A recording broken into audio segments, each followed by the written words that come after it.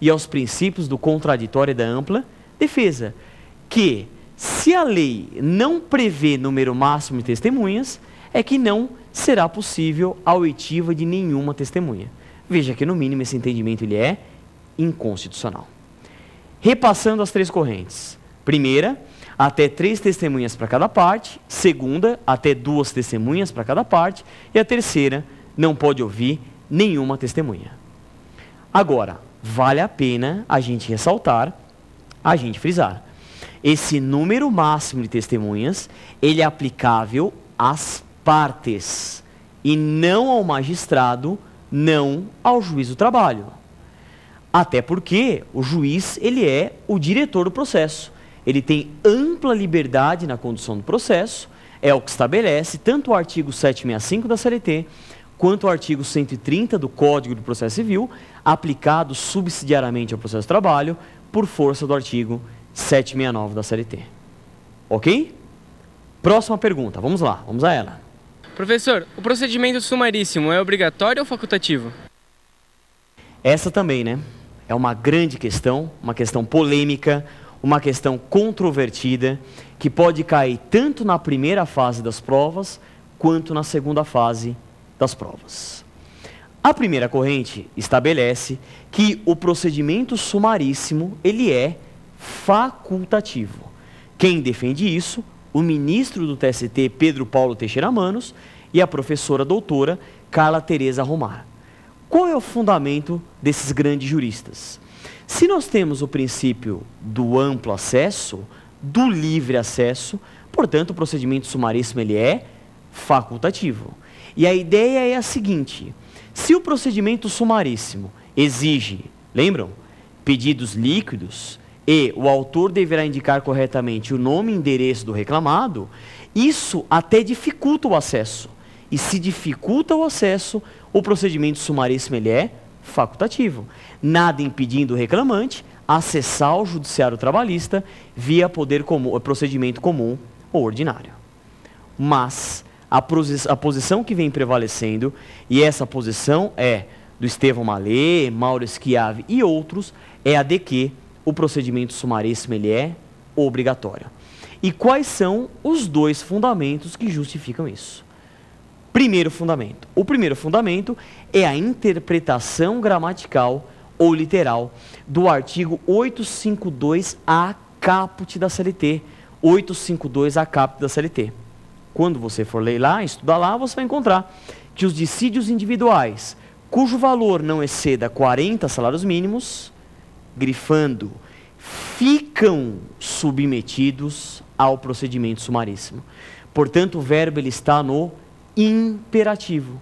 Se o verbo ele está no imperativo, o procedimento sumaríssimo ele é obrigatório, é esta a ideia. E o segundo fundamento, aí um fundamento até mais encorpado, e numa prova discursiva você pode colocar que ganha pontos, o procedimento sumaríssimo ele é obrigatório, por quê? Porque normas procedimentais, elas são cogentes, imperativas ou de ordem pública, portanto de observância obrigatória. Até porque, qual é o objetivo do processo? Um conceito de processo. O processo, além de ser um instrumento da jurisdição, é aquele conjunto de atos processuais coordenados que se sucedem no tempo, objetivando a entrega da prestação jurisdicional. E se o processo é o instrumento da jurisdição, e a jurisdição vem das palavras iuris dictio, dizer o direito, o que é jurisdição? Jurisdição é aquele poder, dever, função ou atividade do Estado de imparcialmente, substituindo a vontade das partes, aplicar o direito objetivo ao caso concreto para resolver a lide. E o que é lide? Segundo Francesco Carnelucci, é o conflito de interesses qualificado por uma pretensão existida. Portanto, as normas procedimentais são de observância obrigatória. Esta é a posição majoritária, é a que vem prevalecendo. Ok? Vamos à próxima questão, próxima pergunta. Professor, por ser um procedimento mais rápido, cabe recurso contra decisões proferidas nesse procedimento?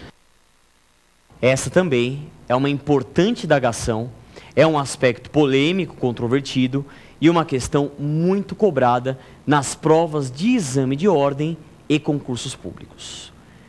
Cabe recurso em decisões proferidas no procedimento sumaríssimo? Vamos só lembrar de uma importante regra. Há uma regra que está prevista no artigo 893, parágrafo 1º da CLT, que há o princípio ou a característica da irrecorribilidade imediata das decisões interlocutórias. Então, em havendo uma decisão interlocutória, não cabe recurso imediato, a parte tem que aguardar a decisão definitiva, desta decisão definitiva, interpor o recurso, ventilando a resignação daquela decisão interlocutória. Mas voltando à pergunta que foi enviada, será que é cabível recurso em decisões proferidas no procedimento sumaríssimo? Bom, um primeiro recurso que a gente pode pensar, embargos de declaração. Embargos de declaração que basicamente tem 3 grandes funções. A primeira é o que a doutrina chama de função integrativa para suprir omissão, contradição ou obscuridade daquela decisão. Segunda função, que é o que a gente chama de efeito modificativo ou infringente, no caso de omissão, contradição ou manifesto equívoco no exame dos pressupostos extrínsecos do recurso. E a terceira grande função dos embargos de declaração é para fins de pré-questionamento, objetivando a futura interposição de recursos de natureza extraordinária. Em relação aos embargos de declaração, bem tranquilo, tanto na doutrina quanto na jurisprudência, são cabíveis embargos de declaração, em especial com essa grande função, e a mais importante função, que é a função integrativa, suprir omissão, contradição ou obscuridade. E o recurso ordinário? Recurso ordinário, basicamente, é o recurso cabível contra decisões definitivas ou terminativas proferidas pelas varas ou pelo juiz de direito investidos de matéria trabalhista. Perfeitamente cabível o recurso ordinário contra estas decisões terminativas ou definitivas proferidas pelas varas e juízos.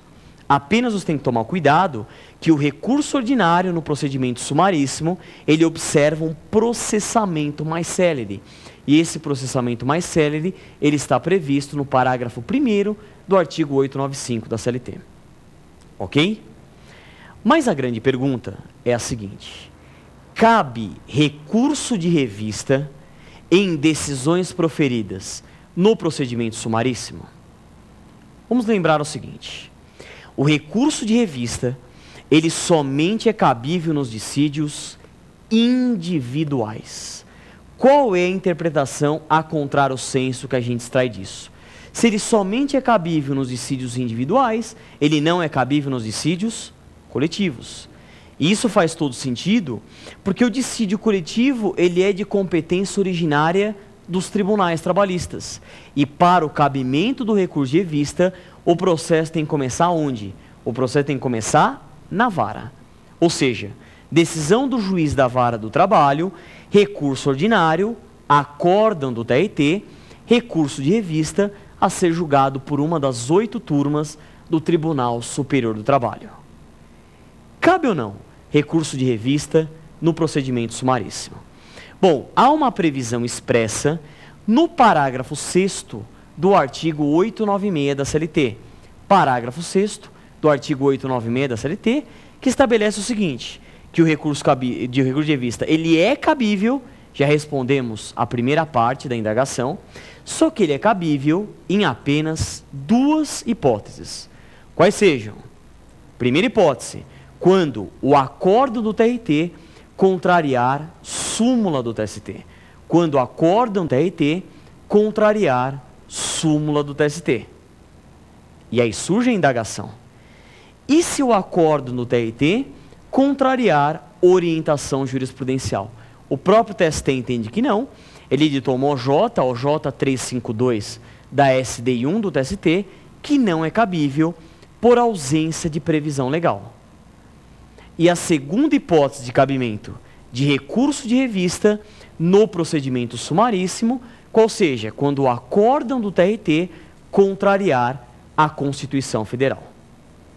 Vamos repassar isso rapidinho? Então, quando cabe recurso de revista no procedimento sumaríssimo.